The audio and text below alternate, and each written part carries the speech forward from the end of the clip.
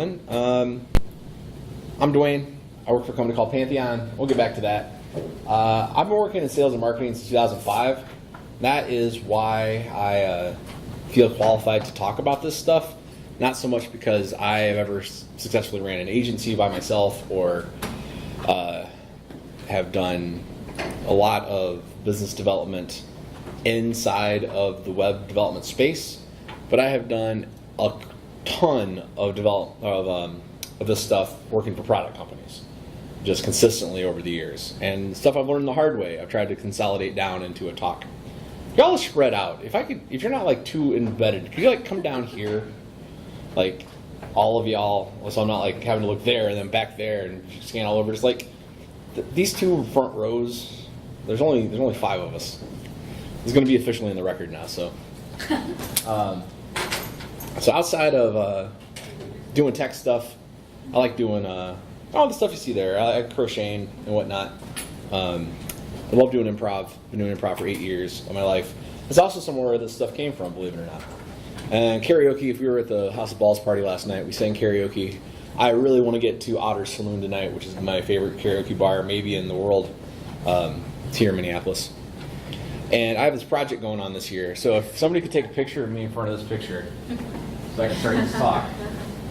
Like tweet it. I'm an MC Dwayne out on the internet. I put it up on top of the board over there. MC Dwayne on Drupal, on WordPress, on Twitter. It's my main place I hang out in the world. I love all social media though. I work for Pantheon. This says website management platform. You might see it also called website operations platform, moving ahead and with our marketing. Because that's what it really is. We're helping people operate websites better. Like, not only just host them better and have better performance, but also do things, collaborate better as teams, like communicate better as a collective group. But that's me. And you could have read my bio before you walked in. And there's only a few of us. Let's just go around and introduce ourselves and where you're from and why did you come into this room. Start with you. Yeah, my name's Kevin.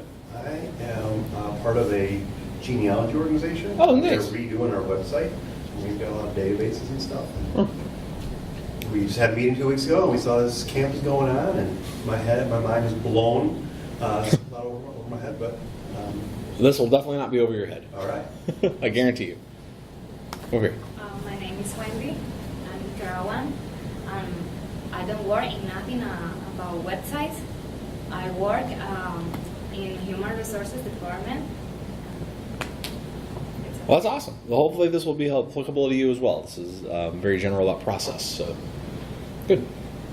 My name is Bridget. I work in marketing automation and analytics, so I'm interested in optimization, but I came to this session because I have certain pain points with working with different clients or teams, and I am coming to hear from an expert about how to frame the conversation about what would you like when perhaps someone may be reluctant to define what they believe success will look like for them and their organization. We will definitely cover that, but I feel compelled to say something I say every talk now at least once. And I'm quoting my friend Rachel Cherry, who is a brilliant speaker in the WordPress world, who says, we're not up here because we're the subject matter experts. We're up here because we agreed to talk. That's why I'm here. All right, we'll go back. I'm Renee. I'm a WordPress developer, and I happen to be in Minneapolis, and I thought I would check this out and see what's going on here. So far, so good. Some interesting sessions, and I'd also like to learn more about... Come on in. I'm trying to consolidate everybody in the middle, if you don't mind, since there's so few of us. Now we're just doing some introductions real quick. We missed everyone's names, but we'll still go. We got Sarah and we got you left, but I'll go with Sarah next. Okay, I'm Sarah. I also work for Pantheon, and I do support there and feel pretty good about technical stuff, but I like sessions like this that are more kind of bigger picture and why do we even have websites? They're so exhausting. I don't know. So, yeah, just something less technical. So we're saying who we are, where we're from in general, and why this place? Why did you come in this room? Why this session? I'm Lynn, and I'm an artist illustrator, and nice. I use Drupal for my own site, and I just like coming to these things. I'm not a coder, but Sure. I like Drupal, so there you are. I went to a brilliant session in Texas, and it was how to customize your site to do basically anything without touching the line of code. And it's all because of the That's module me. ecosystem. That is the site builder, and that is like literally why most of us have involvement in this thing. So we're definitely on the same page. But why am I talking about this? Why nobody wants a website? There's actually a backstory to this. I gave another talk on discovery at Baltimore WordCamp last year, and somebody in the audience during it did one of those statements as a questions toward the end, and they said something along the lines of, but the goal of a website is to unify a brand across multiple channels, and how does this play into that? And like it took me back. I was like, what? Sorry, I fundamentally disagree with that statement. What point of a website is not to unify a brand. The point of a website is to do what a website does, because nobody wants a website. They just want what that gives them. And half the room did this, and the other half of the room did this. And I said, somewhere in between these, there's a conversation that needs to be had. And nobody violently agrees with the subject, and then half the room's just staring blankly, and like you just can't leave that on the floor. So I developed this talk based on that. So that's what I really want us to do today, is to have a conversation. And not me having a conversation with you. I find that interesting, and I think that would be great, but collectively, just from sheer number of years you've been alive and experience doing things across multiple verticals and other industries and all the life experiences you have, you collectively probably know more about this subject than I do. Let's share that information out today. And I do not have an hour of material. I don't have 45 minutes of material. I maybe have 30 if I stretch it. But really, the point of today is to introduce some ideas, and then let's have a conversation about them at the end. We'll get there. But before we get to that, I know we just came back from lunch, but who wants a sandwich? No. You would like a sandwich. Okay, well, you can help me out here, because we're going to do a little bit of role play. Not anything heavy here. Just let's imagine that you're very hungry. I know we just got back from lunch, so it's hard to imagine. This is I better. didn't get my sandwich. Okay, so imagine you're very hungry, and this is again the definition of sandwich. You come in and you say, "I'd like a sandwich," and I give you this. Would this meet your qualification for a sandwich? No, you know what? Now, before you say anything else, I know exactly what's wrong. There's too much onion on it. Let's take that onion off of there, and then would you be happy with a sandwich? Oh, it's probably that darn bread. What if we made it toasted and made it a rye? Would that make you happy? Would that make you happy and satisfy your thing with sandwich? Happier. Okay, we're moving in the right direction then. Great, I'm encouraged by that. I'm going to go work on that, and I'll be back in a week with those results, and then we'll reevaluate. That's ridiculous. That is just the dumbest thing, because this will not satisfy why you want a sandwich, unless you like eating Play-Doh. I debated not doing Play-Doh with this. I used to actually print this out on paper, but I forgot to do that, so I went with the Play-Doh example. But I want my sandwich now. Yeah, well, I hear you, but that's not how sandwiches work. That you replace the word sandwich with website, and this is exactly what we're doing to people. We are constantly misaligning expectations and what they're actually getting. And I think that comes from a fundamental not asking the right questions early and often enough. It really does. This slide, for example, proves my point, I think. If you're a designer, you probably hate this slide. Multiple designers have told me to change and fix this. My expectations for this slide would say the word expectation and the word results. That was the entire expectation set for me. So this meets every one of my expectations. As a designer, as someone that actually cares about fonts and things looking proper on a screen, it probably is crawling in the back of or scratching at the back of your eyeballs. So we'll move on. Because if we don't do this, if we don't line up expectations and results, if I had the expectation that I was going to make the prettiest slide in the world, my results would be terrible here. But when we mix them up, when we don't have the right expectations and the results come out, like there's a red monster with googly eyes, that fits. That met that expectation, but that's not Elmo. That's an abomination. It turns out people get really mad about this. And they don't actually come out with actual pitchforks and fire, but they want to.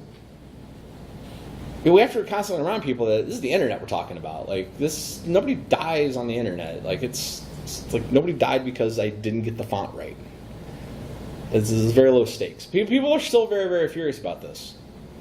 And it's not that it's isolated incidents. It's a bunch of isolated incidents. It's a bunch of customers that aren't happy. But this leads to this really problem I see in this space. And that's what I want to address. This is the thing I really want to address. I'm about to show you some of the scary slide I have. And it's a real quote from a CMO in Silicon Valley. We spent $500,000 on a web project. And we're having drinks. He's like, I hate it. He was just railing about this project and how much he hated the developers and hated the project. $500,000 in. It's like, Dwayne, this is the problem. Like, they don't take their fiduciary responsibility seriously. He's drunk, this also he's learned. Fiduciary responsibility seriously. They're signing up to give us these results, and they don't even ask us what we want half the time. We don't know what they're doing. It's up to them to figure this stuff out. This is a CMO at a company that spent $500,000 on a web project. Who does he talk to outside of me? Other CMOs, other marketing people. He gives talks in the industry, his industry, different space. But at the end of it, it all leads back up to, hey, web developers are the problem and not the problem solvers. We can fix this, though. There's good news. The rest of this talk is not this scary. It's not that bleak. The rest of the talk is how we do this properly. Because we're really good at what we think we're doing. All of us, no matter what that thing is. Here I'm showing a developer. Actually, this is just a classic picture of developer. This is like one of the first things Google Image gave me. And if we see ourselves as, I'm a PHP developer in a box that does Drupal 8, here I am, this is what I do, that's awesome. But just know that everyone that hires you thinks you're this. They think you're some amalgamation of this. Every single time, every single project, because they don't know what all of these things are. Sometimes you get really lucky and you do. And they're hiring you to be a PHP developer to do X, Y, and Z inside of the PHP framework. And that's awesome, because it's super crystal clear mission. But a lot of the times they have no idea that these component parts, which are all pulled from random pictures on the internet, again, designers, sorry, they don't know that they're asking for this when you just want to be this. So before we go down that path a little bit further, let's step back and ask, like, what are we really trying to do? This is one of my favorite quotes I've ever heard in my life from Candace, well, from anyone, but WooConf last year. Candace said this in a talk, and it was like stuck with me really hard. And now I think about this a lot when I'm doing stuff. Like, what am I really trying to do here? Am I really trying to design a chair and box myself in, or am I trying to like build something that does a thing?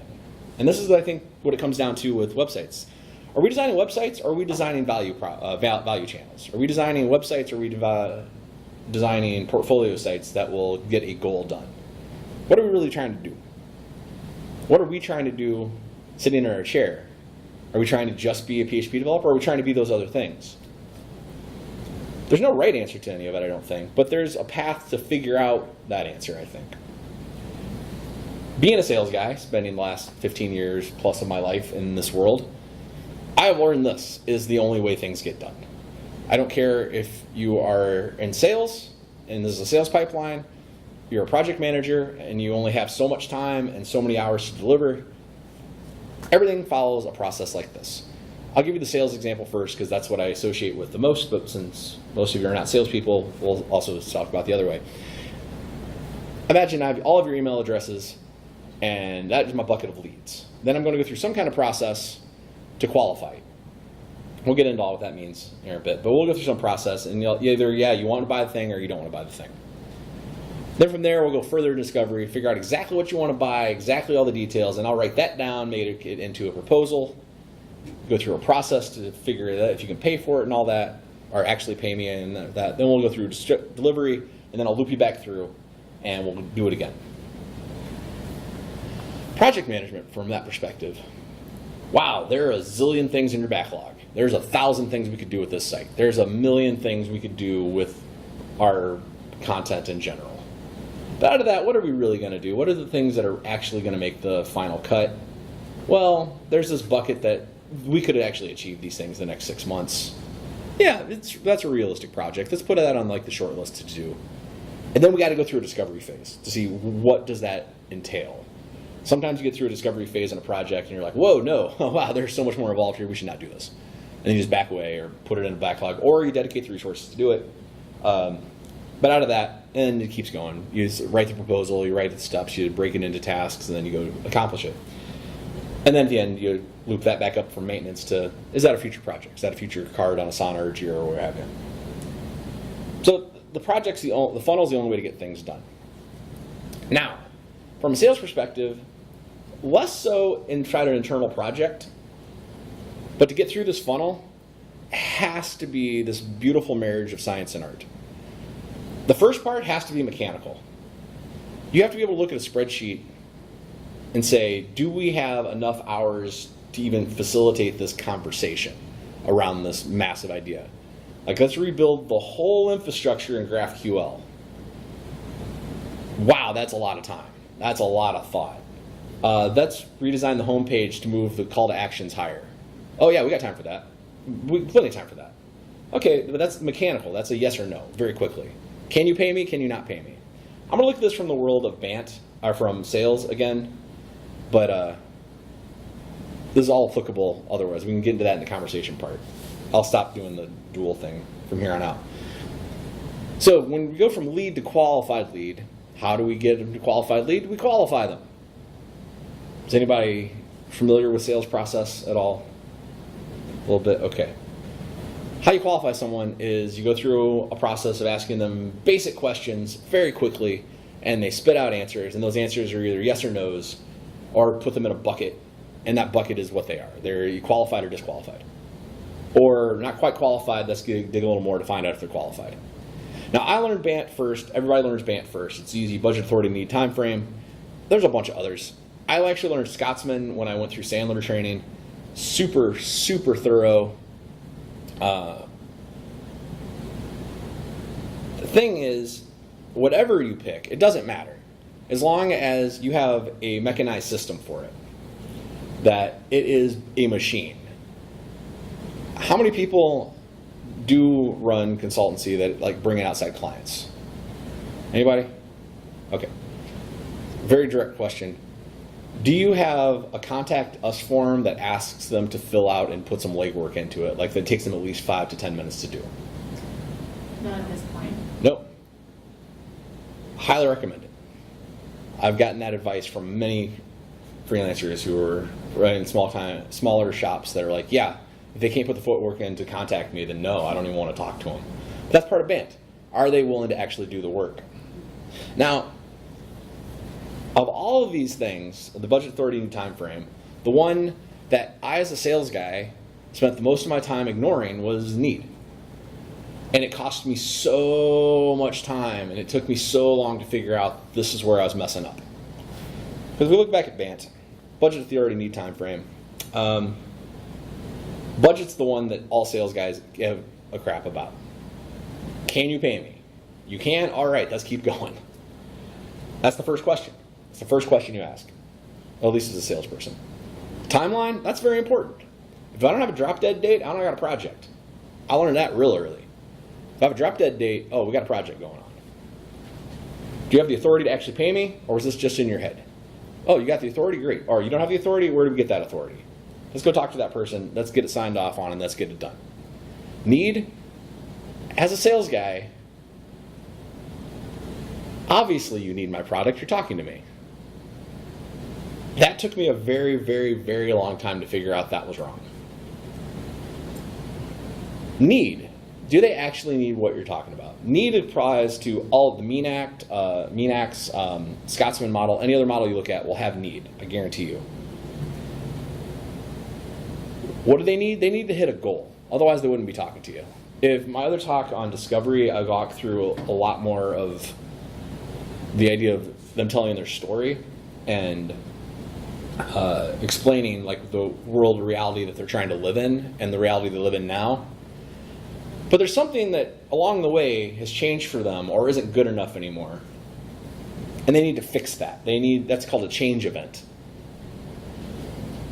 There's something that has changed in their world. Even if it's not actually a change. It's something they realize they need to change. And there's a goal that they have in mind with that. There's a thing they're trying to actually do. If they don't have that, run away. But 99% of the time they're going to have, at least they think they're doing something.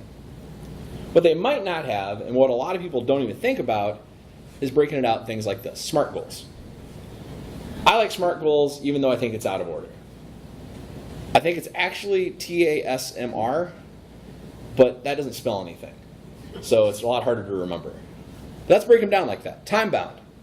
Again, do we have a box time that this needs to be done? If we don't have a drop dead date, we don't have a project. Just remember that. That is, route memorize that sentence. That will save you so much of your life.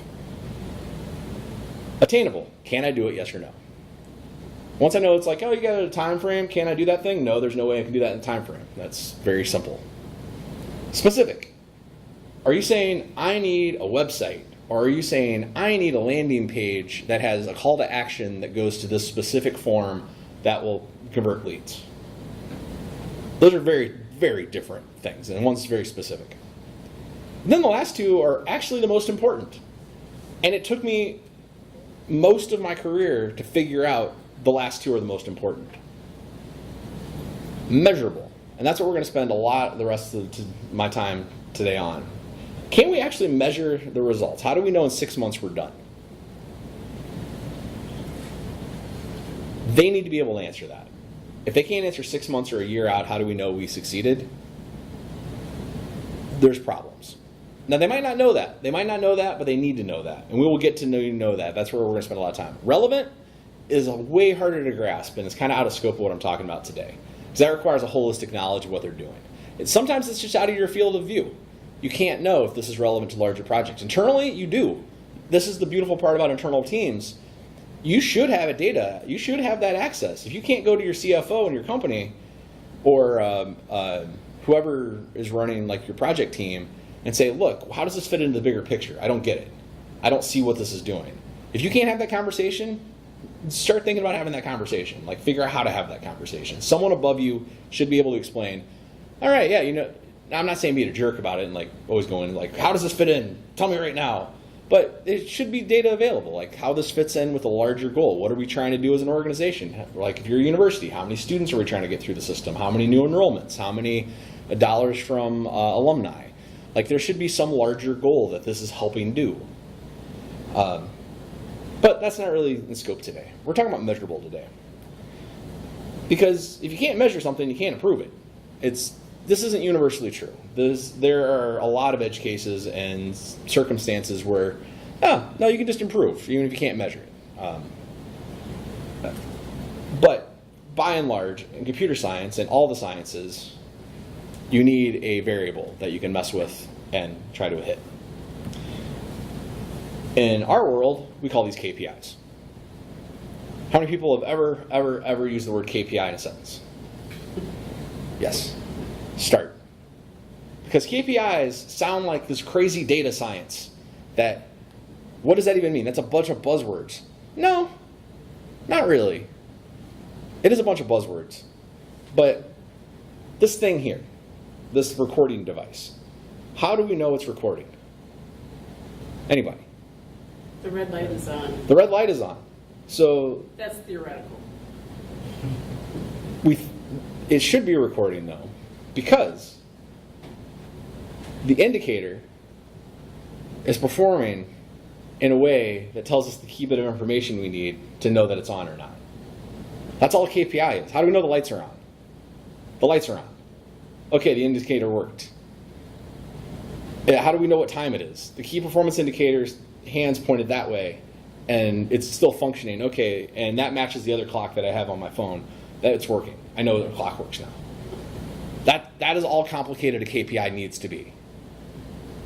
Something indicated something happened. The lights are on or off. Everything's 1 and 0 at the end of the day. However, this can get really complicated really quick.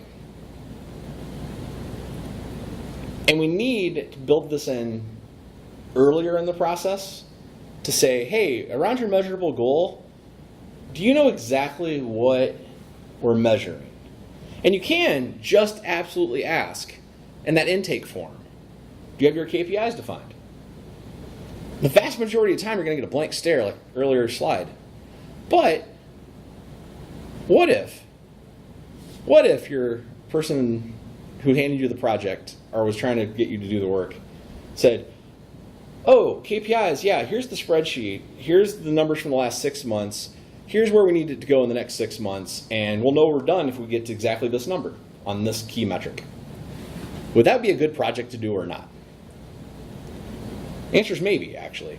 But would you feel much better about making a decision about doing that project based on that?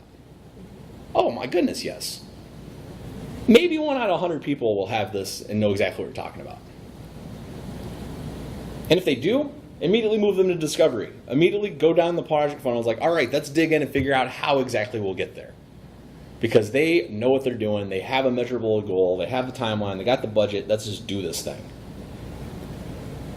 But if they start talking about what they're trying to do, and it just sounds more and more baffling as they talk, and it's clear that there is no understanding of what they're about to try to even think about measuring or do, or how to even think about it, and you're like, what is your problem? If you're a freelancer or a small shop, my best advice is to run away. If you're an internal project, go ask for more clarification. It's the best you can do. And I say that because now we have a decision to make. We can either put on a different hat and go try to solve their problem that they actually have, which is they don't know what they're doing. And there's good money in business consulting. You can go do that. Not saying not to. Or there's good money in project management if you want to go down that route and you want to pull those hats on. But if you don't want to, there's only so many hours in the day to do anything. And either you're going to spend it doing projects you don't understand that will get terrible results, or you'll spend it working with people that you can get results for. If you're a freelancer, that is literally the difference between you making enough money for that month or not hitting your target. If you are a small agency, same thing. If you're an internal to a project or you're working at a product company, you have a runway. There's a ramp there. You don't have that luxury at an agency or working for yourself. You just don't. So there is cut bait as soon as possible. Disqualify them, move on to, it's an abundance out there. There's 168 million businesses in the world that do not have websites. Just go find them and start working with them. One of them is going to have KPIs figured out by now. If you're internal, go get clarification on this stuff. But do you have KPI defined is a really hard question because most people will not. So we can ask some simpler leading questions, open-ended, that will get us there. Like, can you tell us what we're measuring? And if they say, oh, we think we just need to refresh on the website, will they ever be happy with a refresh on that website? The general answer is no, because they have no idea what success looks like.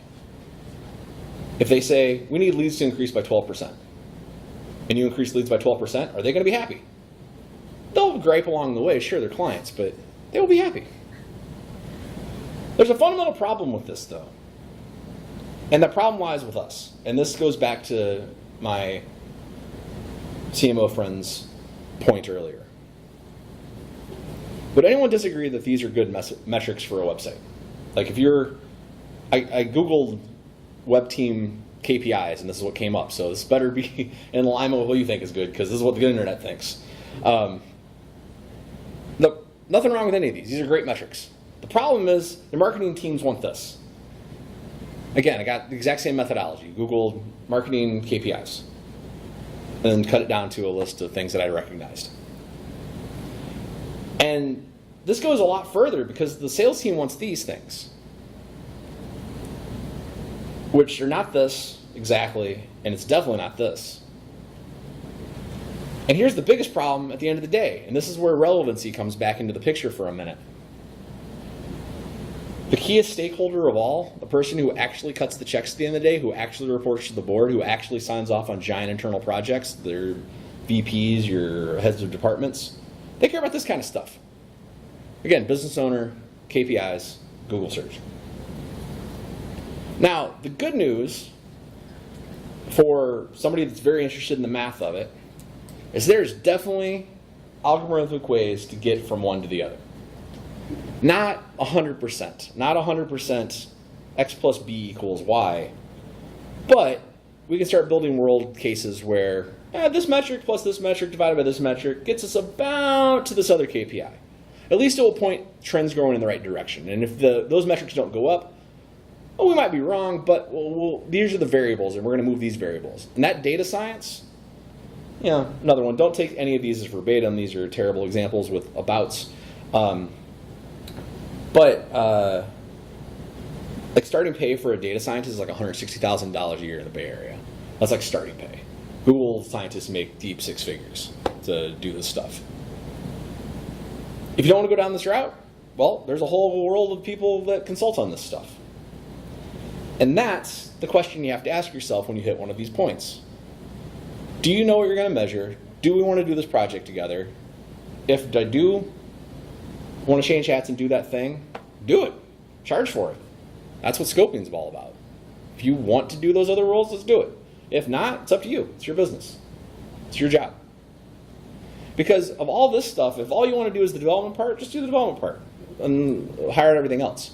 This goes back into qualification. To say, hey, we can measure the thing you want to do, great. But what exactly do you want me to do in this? And if you say that, they're not going to know what you're talking about. 9 times out of 10, they're going to be like, I want you to develop it. And develop it, oh man, that's an ugly word because that can mean anything. It's the same problem I have with the word account when dealing with anything. Like, what does my account even tell me? Like that, my login, but I use 14 parts of this website. What does account mean? That's why we can't find things under our account settings so many times because it's not thought about that way. Anyhow, that's a rant. So I think the qualification, how we ask this question in general is like, well, what's your plan around? And fill in the blank with anything else that you think is outside of your scope. Now, if you go and say, what's your plan around PHP development? And you want to be there for PHP development, they're just going to stare at you and have no idea why you're asking that. That's a dumb question. But if you say, hey, what's your content strategy plan? This question alone has saved me 9 out of 10 projects that people have asked me to do. I don't do a lot of side projects. I don't. I very, very rarely would take on a side project and do development for anything. But because my number one question is, well, what's your plan on content? And if the answer is I don't have one, my answer is I can't work with you. To date, one person has come back. That was my sister. And I am serious. I'm super proud of her. She took like 3 months, wrote 10 blog posts, really thought about it, and now she's on a regular deployment cycle, like twice a month. She has a content backlog, and she has a strategy around it. And I'm really proud of her for doing it. That's the only reason I built her a website. What's your plan around designs? All these slides are online, by the way, mcdwayne.com. So if you don't have to take pictures, you can just actually get the slides. They're Google Slides. Cool. Awesome. Design services. Who loves design? Anybody in the room love doing design? Yeah, awesome. Great. Thanks. Do it. I need designers because, oh my goodness, I stole every one of these pictures on the whole deck. I didn't design a darn thing here. Just put them on a slide. I'm bad at design. I think I am. I'm a designer. Everyone here is a designer. That's another thing I learned at WooConf last year. If you contribute in any way, shape, or form to making the product different, not even better, just different, you are involved in the design process. We're all designers all the time. A super hyper important one that gets overlooked a ton, I learned this from Allison Manley, formerly of Palantir. What's your project management strategy? Oh, this matters so much. They assume you're going to be a project manager. Project managers spend all their time chasing things down and making conversations happen. And maybe you want to do that. Maybe you got time for it. I don't. It's up to you, though. I can't tell you what's right or wrong for you. I can tell you you can ask questions, and you should early on about these things. And because if you ask someone, like, what's your content strategy? Like, oh, I have this backlog, and here's exactly the published schedule, and we need to hit these targets, these target dates. Here's design services. This is our internal designer. Here's their pipeline, here's access to their InVision board, and all their content lives out in Google Docs, and here's the address for it. And project management, oh, like you meet Larry, our project manager. He is awesome, and you're going to fall into his team. You'll get emails from him about 3 times a day, and you'll have to report to him twice a week, and you'll be in a weekly stand-up. Would that be a good project to work on? Maybe. Don't know. But you'd have way more information and feel very comfortable taking that on or not. Versus, oh, you didn't think about any of that before. Okay, maybe we'll do it. Because if you just want to do this, just do that. Whatever that is. If that's just design, if that's just implementation, if that's just background tools. As long as you are helping them hit their goal.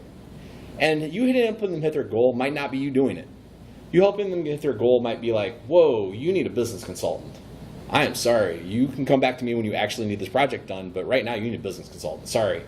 Here's somebody that knows the business consultancy. Or I can sell you that, but that is a completely different project, and that starts at way higher price per hour. There's no right answer to that. I'm not here to say there is one right answer. Asking the question and understanding their position is the right approach, but there's no right answer. As long as you're helping them hit a goal in the long run, they're going to see value. Something I learned super early in my sales career is the only thing people pay money for in the entire world is value. That is it. Convenience is a value. And I know some of you are thinking, pay for convenience too, but that technically is a value as well. Because as soon as you show value, they're like, okay, yeah, I get this. And then we'll fix that bad reputation problem. And people will be like, oh wow, they really helped me with my values and my goals. Because at the end of the day, people really don't want a website. They want results. I think results translates into KPI targets.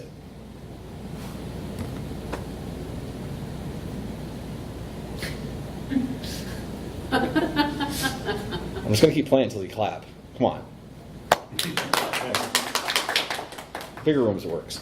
But I'm Dwayne, again, work at Pantheon. If you want to talk about any of this stuff at the bottom of the screen, feel free to hit me up. MC Dwayne on Twitter, and my slides are over at mcdwayne.com, my blog. Feel free to check that out as well. All my sessions and whatnot are in the very front at the beginning and in the center for you. And we have, oh wow, I went way over time because we started a little late. But we have 20 minutes left. 20 minutes left. And that's where I want to turn this into a conversation. So I asked one question earlier, which was, who has a specific kind of content questionnaire on their intake form? But the question in general is, what do your project intakes look like? This is, I think, a very important question. Like, when you get a new project in front of you, how does it get there? I know internal teams is a lot different than a freelancer, but I'm curious. Is there like, do you get an email? Do you have to have a sit-down conversation where you flesh things out? Anybody can go on this.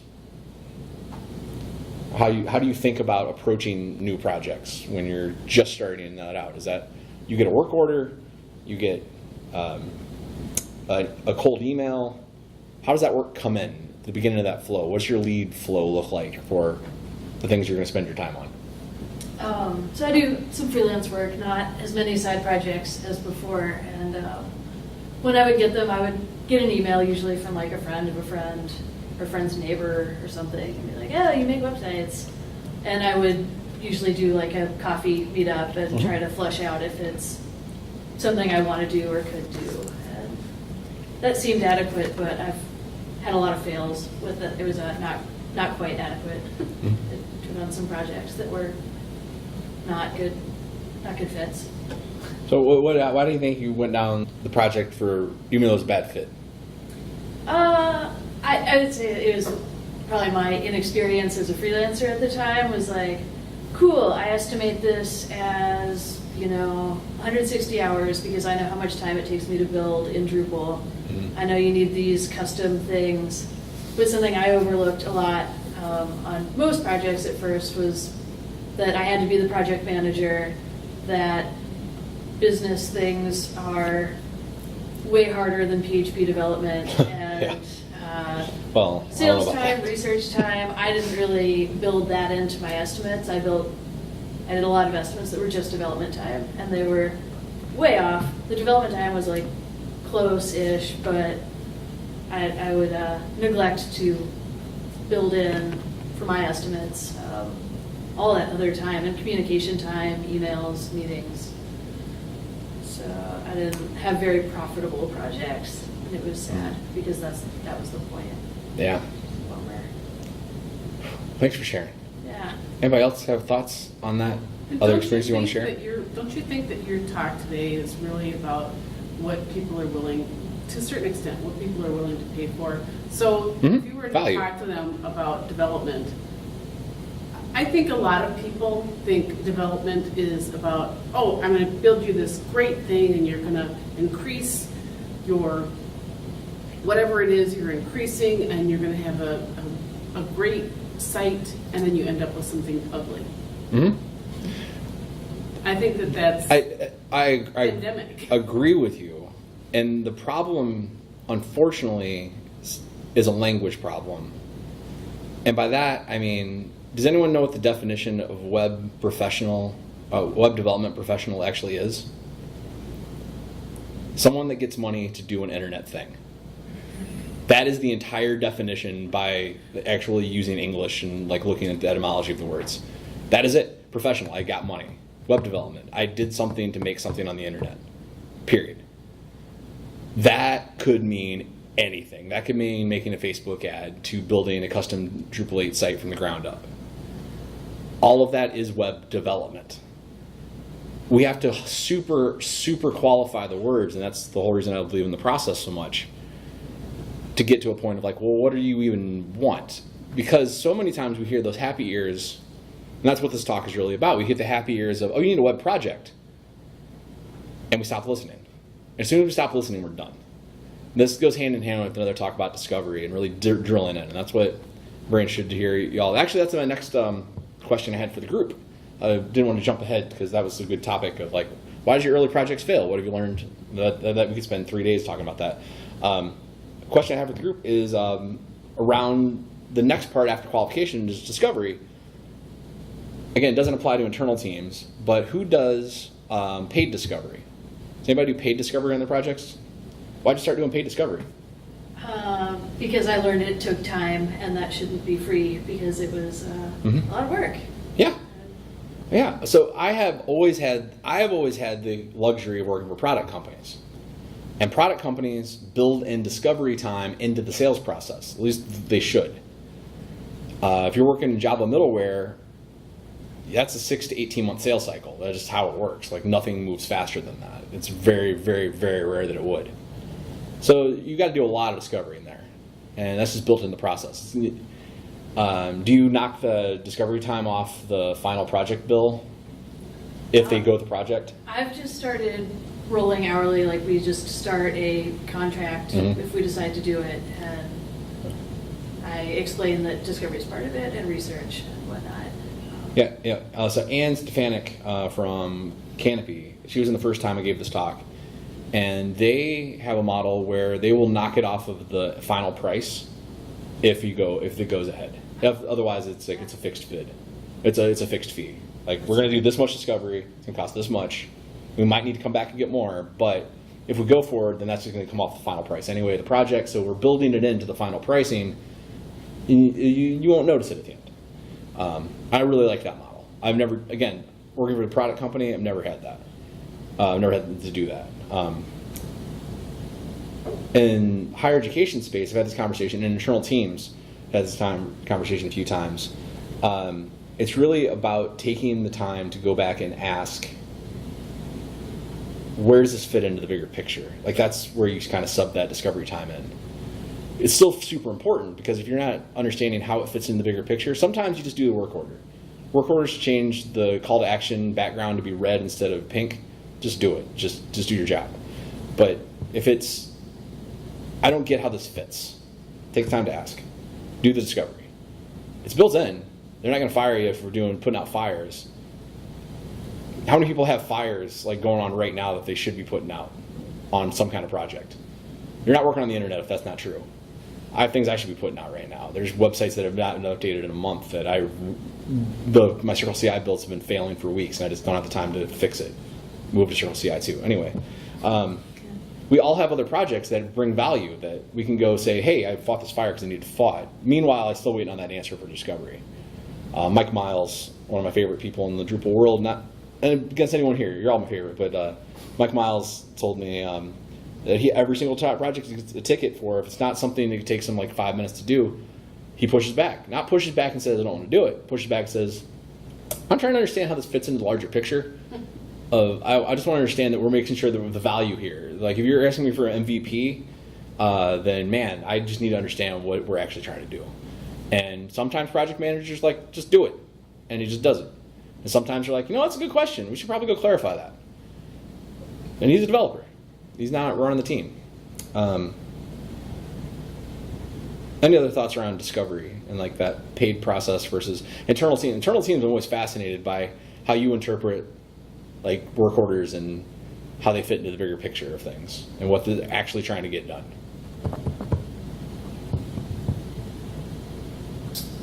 So it's part of a group who were clients. Half of our committee for a new website is fine paying somebody to do some discovery. The question comes up, if you pay somebody for doing discovery and then you go somewhere else and they wanted, like how do we've got to choose somebody here because we're just, do you do them concurrently, pick a couple? I'm just trying to come up with a strategy because everybody's getting grumpy, we're spending lots of money and we're just going to get things that we think we already have. I feel we don't. These are great questions that we get. So from the developer side, when somebody comes to you and says, okay, we'll give you some, do you want them working with other people? What's your preferences? So someone is not internal to a company that has ever had that on my plate, or I've had to make that decision. I actually don't have a formed opinion on that, believe it or not. I'd be interested if anyone else does. That's any problems that I don't think I understand your space enough to understand exactly what you're describing either. That's if you could elaborate just a little bit. With the developer here, Sure. Okay, and we can do that. We'll check out your site, your current site, and Sure. find all that. And I think cool. And they said you can take our report and we'll happily go to the next steps, right? And or you can take it to other people and show them this is what we found. But I've been on the other side of that where like, well, that's what somebody else. I can't take that at face value. I've got to spend some time. Yeah. As my professional, before. That's the difference between their process and your process. And if you're a freelancer, if you're outside, that's pretty straightforward, cut and dry. Like we're doing my process. If you ever work with Palantir's process, or you don't work with them, it's that simple. Yes or no.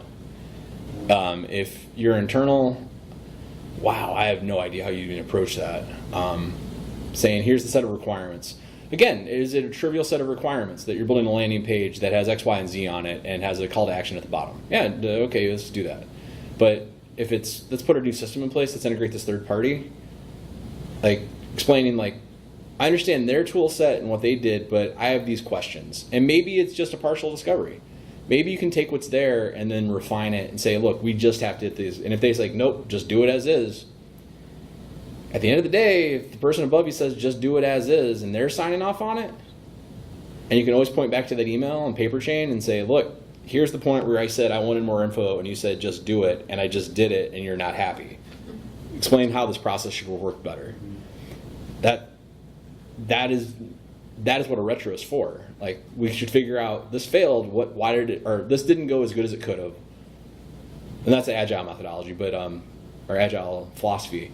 But let's figure out constantly, what did we do wrong? How do we fix it? And if it's that, and you can point to say, here's exactly where it went off the rails, how can we not do this off the rails next time? And they don't have an answer, and they're just like, just do it that way. Then I would question the leadership. Like seriously, like why are you working for people like that?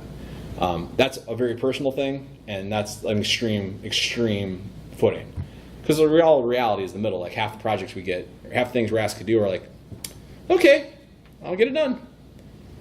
And you know what? At the end of the day, it's the internet. Nobody dies. Nobody dies on the internet. I don't mean to be stupid, but I don't do discovery because I just do it for me. But Sure. If you're doing discovery, don't you get a report back that says, well, this is what we found and blah, blah, blah, blah, blah, blah, and you get these from 2 different people, and you could go through that and say, well, this might work and this might work, and then go on from there. So you pay those people for their discovery and take the best of whatever it is you have. Or are you, if you do that, are you stuck, if you pick one person, are you stuck going with whatever they say? I mean, like I said, I don't know. Discovery's dating, right? And so Yeah. we're going down. And how it's the relationship? Because before we consummate here at the next, which is going to have some commas in it. Yeah. We got to have a Consummate with relationship. And it's commas. not only- yeah. I can say several things. That's a good turn of phrase right there. And so Sorry. and how many people are you dating? And so, yeah. You're How right, much are you doing when you're dating? Well, we're not sure, we're not asking, that goes back to why these, I think there are some really good points in here, because these are great questions, because we've got, well, we're group dating, because we have this committee, and people are like, I want a better website. I want to be able to search from the homepage. I want to have 12% increase in, like, okay, well. That's the person you listen to. Yeah. It's that simple. Yeah, that's what I'm. Yeah. Yeah. If you can measure the results at the end, you can point to it and say, we did this, and they're like, I'm not happy. Like, why are you not happy? Because I did the thing you specifically asked me to do, and they give you another crazy reason. It's like, oh, that was out of scope. Sorry, we can rescope that. We can keep doing that work, but that's not what you asked me to do. If they can write it down and you can point to it, that's provable reality. I think with that, though, specifically with the committee, you need somebody to say it's not what you want or what you want, but what our users will want. So I think maybe you need somebody to say, this is what we need, this is what the users need. Not because you like the color blue and you want a search button and you want some other weird Twitter feed or whatever. Like our users, And this is what they need. And that's what the measurable results should be pointing at. Wanting a blue background is not measurable. That users and A/B testing will do X in B condition, provable on paper. That is what they want. There's a Mike demo in the WordPress space, in Joomla and WordPress space. He gives a talk very consistently, like 16 versions of it or something on WordPress.tv, called "Which Way Does Your Duck Face?" about A/B testing, and it's literally all about that. Because if you have a duck on a page and it points right, and you get 80% more click through and it points left, why does it matter? It doesn't. It only matters that you get the results. It doesn't matter why people were clicking when it faced right versus left. That, as soon as you try to crack that, you're lost. You're in psychological hell. As soon as you go down the path of, 80% more conversions because I did a thing, everybody's going to love it. That's the only math to it. Like, if they're happy with that end result, that gets the end user more engaged, then wow, that's what a great gift. But advocating for the user is hard, especially in projects where you're removed from the end user. I wish there was a clean, simple anecdote I could give you on that one. But that's what kind of I see our world as. Like, we can see the code and we can see the end user and use that synergy of like, okay, here's like what we should be doing out of that. But that should all be data driven, every single bit of it. A good point. Thank you. Other thoughts? We got about 5 minutes left in the room. Other points, talking points, questions?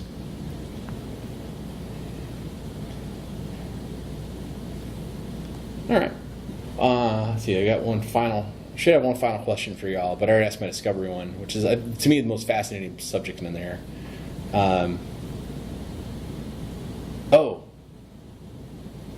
Does anyone ask in their qualification process, not discovery, this is definitely a discovery question, because you don't have to get this figured out before you can start a project, but hey, what's your long-term maintenance idea on this look like?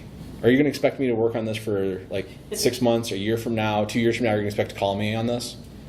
Again, if you're a freelancer, this super matters. All it's about capacity planning. If you're an agency, this super, super, super matters. This is literally what your job is as a COO, to do capacity planning for your team. If you're internal, of course you're going to have to keep doing it. So that's not much of a valuable question, but I am interested around that. Like, how many people do ask about that support long term? Like, what are we doing with this thing in long term for projects they do? Yeah. Is it part of like your initial intake or like? Yeah, it used to be something I'd ask, and as a freelancer, be like, cool, I have this long-term relationship with this client. I can run security updates and get paid for that, and that's usually pretty easy. When I worked at a medium-sized Drupal shop,